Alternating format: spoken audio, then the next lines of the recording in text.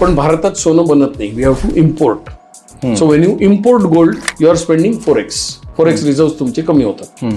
भारतामध्ये forex reserve कमी होण्याची सगळ्यात मोठी जी कारण आहे ते पहिलं आहे imports, primarily from China. Okay. And second is gold. आपण खूप मोठ्या प्रमाणावर गोल्ड घेतो. सेंट्रल बँक तर घेतेच.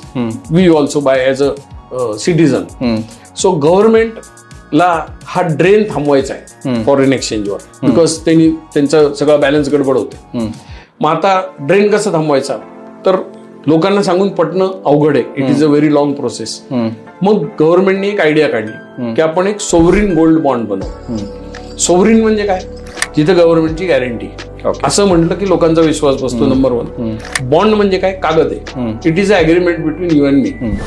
इसमें सोना किधर है क्या, कुछ नहीं. सोवरिन गोल्ड बॉन्ड, सोन्याचं फक्त स्पेलिंग आहे, उल्लेख आहे, सोनं कुठेच नाही. सो आता मी जेव्हा सोवरिन गोल्ड बॉन्ड घेतो, समजा मी 1 तोळा सोनं घेतलं, आज 1.5 लाख रुपये भाव आहे, मी 1.5 लाख रुपये त्या सोवरिन गोल्ड बॉन्ड मध्ये टाकली, तर गव्हर्नमेंटला त्याच्या अगेन्स्ट 1 तोळं सोनं घ्यावं लागत नाही.